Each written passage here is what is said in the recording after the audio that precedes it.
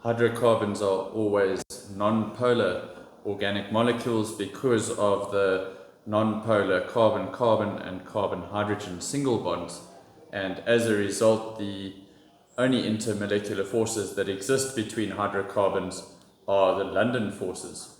So in a situation where two or more molecules have the same functional group, in this case being hydrocarbons, then all that needs to be compared is what is called the contact surface area, where contact surface area refers essentially to the size of the molecule, but more specifically to the amount of places on the molecule where intermolecular forces can exist.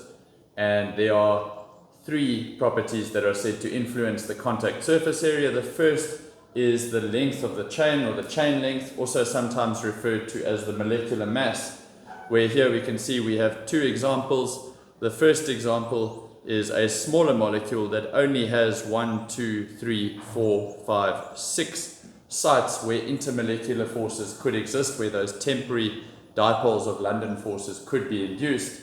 This is in contrast to a bigger molecule that has 1, 2, 3, 4, 5, 6, 7, 8, 9, 10, 11, 12 sites for potential London forces to exist. And as a result, we say that this chain length being longer gives it a greater contact surface area, and therefore we say that this molecule would have stronger intermolecular forces than this one.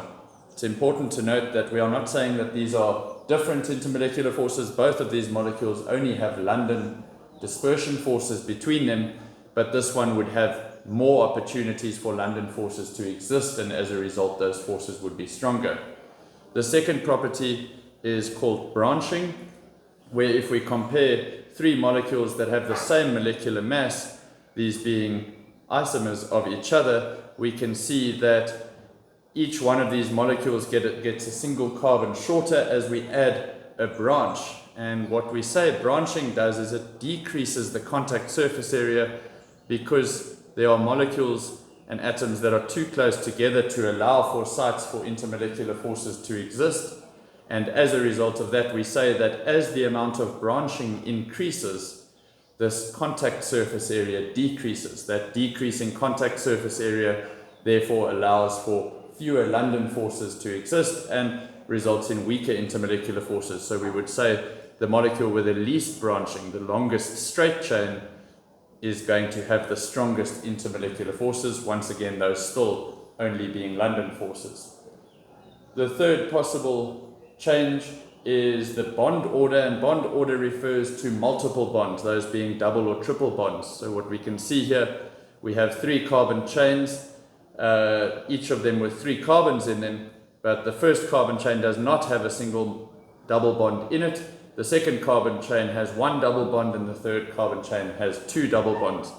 And what we say is that these multiple bonds, double or triple bonds, increase the rigidity. They make this molecule more rigid and less flexible, which as a result causes fewer sites or fewer interactions between molecules, basically decreasing the number of possible sites for London forces to exist. So we say it decreases the contact surface area once again.